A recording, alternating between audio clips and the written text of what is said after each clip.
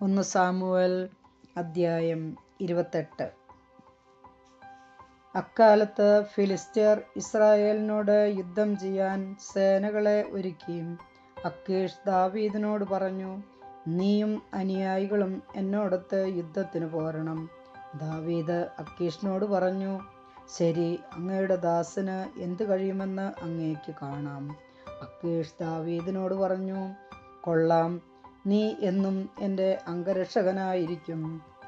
സാവൂൾ മന്ത്രവാദിനിയുടെ അടുക്കൽ. സാമുവേൽ മരിച്ചിട്ട് അവൻ്റെ നഗരമായ റാമായിൽ സംസ്കരിക്കപ്പെടുകയും ഇസ്രായേലരെല്ലാം അവനെയോർത്ത് വിലപിക്കുകയും ചെയ്തു കഴിഞ്ഞിരുന്നു.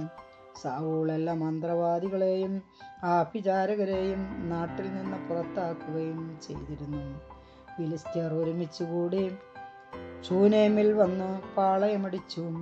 സാവൂൾ ഇസ്രായേലരെ എല്ലാവരെയും സംഘടിപ്പിച്ച് ഗിൽബോവായിലും പാളയമടിച്ചു. സാവൂൾ ഫിലിസ്ത്യരുടെ പട്ടാളത്തെ കണ്ട് ഭയപ്പെട്ടു. മനസ്സ് അത്യധികം ഇളകി വശായി. അവൻ കർത്താവിനോട് ആരാഞ്ഞു.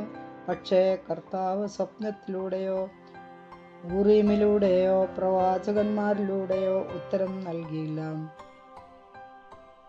അപ്പോൾ സാവൂൾ ഭൃത്യന്മാരോട് പറഞ്ഞു, ഒരു മന്ത്രവാദിനിയെ അന്വേഷിക്കുക, ഞാൻ അവളുടെ ഉപദേശം തേടട്ടെ.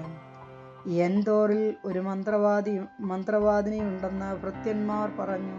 സാവൂൾ വേഷപ്രച്ഛന്നനായി 2 പേരെ കൂട്ടി രാത്രിയിൽ അവളുടെ അടുത്തെത്തി പറഞ്ഞു, നിന്റെ മന്ത്രശക്തി കൊണ്ട് ഞാൻ ആവശ്യപ്പെടുന്നവനെ എൻ്റെ അടുക്കൽ കൊണ്ടുവരിക. അവൾ പറഞ്ഞു, സാവൂൾ മന്ത്രവാദികളെയും ആഭ്യചാരകരെയും നാട്ടിൽ നിന്ന് പുറത്താക്കിയെന്ന് നിനക്കറിയാമല്ലോ. പിന്നെ എന്തിന് എന്നെ കൊല്ലിക്കാൻ കെണിവെക്കുന്നു? ഇക്കാര്യത്തിൽ ഒരു ശിക്ഷയും നിനക്കുണ്ടാവുകയില്ലെന്ന് സാവൂൾ കർത്താവിൻ്റെ നാമത്തിൽ ആണയിട്ട് അവളോട് പറഞ്ഞു. അവൾ ചോദിച്ചു, ഞാൻ ആരെയാണ് വരുത്തിത്തരേണ്ടാത്തത്? സാമുവേലിനെ വരുത്താൻ അവൻ ആവശ്യപ്പെട്ടു. സാമുവേലിനെ കണ്ടപ്പോൾ അവൾ ഉച്ചത്തിൽ നിലവിളിച്ചുകൊണ്ട് സാവൂളിനോട് ചോദിച്ചു, എന്തിനാണ് എന്നെ കബളിപ്പിച്ചത്? അങ്ങ് സാവൂളല്ലേ? രാജാവ് അവളോട് പറഞ്ഞു, ഭയപ്പെടേണ്ട, നീ എന്താണ് കാണുന്നത്?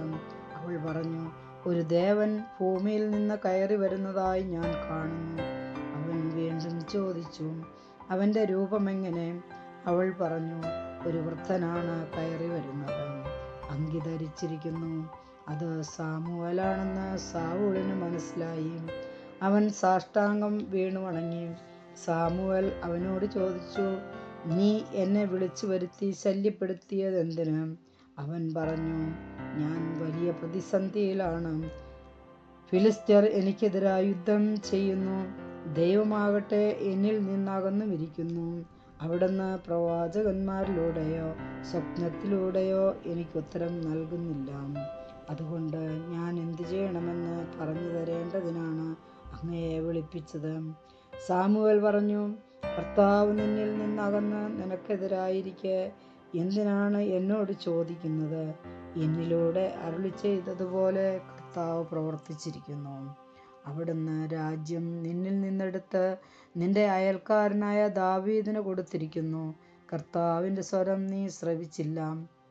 അമലേക്കിൻ്റെ മേൽ അവിടത്തേക്കുള്ള ഉഗ്രകോപം നീ നടപ്പാക്കിയില്ല. അതിനാലാണ് കർത്താവ് ഇപ്പോൾ നിന്നോട് ഇങ്ങനെ പ്രവർത്തിക്കുന്നത്. കൂടാതെ നിന്നോടൊപ്പം ഇസ്രായേലിനെയും കർത്താവ് ഫിലിസ്ത്യരുടെ കരങ്ങളിൽ ഏൽപ്പിക്കും. നീയും നിന്റെ പുരോഹിതന്മാരും നാളെ എന്നോട് ചേരും. ഇസ്രായേൽ സൈന്യത്തെയും കർത്താവ് ഫിലിസ്ത്യരുടെ കരങ്ങളിൽ ഏൽപ്പിക്കും. സാവൂൾ പെട്ടെന്ന് നെടുനീളത്തിൽ നിലത്ത് വീണ് സാമുവേലിൻ്റെ വാക്കുകൾ നിമിത്തം അത്യധികം ഭയപ്പെട്ടു. അന്ന് മുഴുവൻ ഭക്ഷണമൊന്നും കഴിക്കാതിരുന്നതിനാൽ അവൻ്റെ ശക്തി ചോർന്നുപോയി. ആ സ്ത്രീ സാവൂളിൻ്റെ അടുക്കൽ വന്നു അവൻ പരിഭ്രാന്തനാണെന്ന് കണ്ട് അവൾ പറഞ്ഞു, ഇതാ അങ്ങയുടെ ദാസി അങ്ങയെ അനുസരിച്ചു. ഞാൻ എൻ്റെ ജീവൻ ഉപേക്ഷിച്ചു പോലും അങ്ങ് എന്നോട് ആവശ്യപ്പെട്ടത് അനുസരിച്ചു. ഇപ്പോൾ അങ്ങ് ഈ ദാസിയുടെ വാക്കുകൾ കേൾക്കണമേ.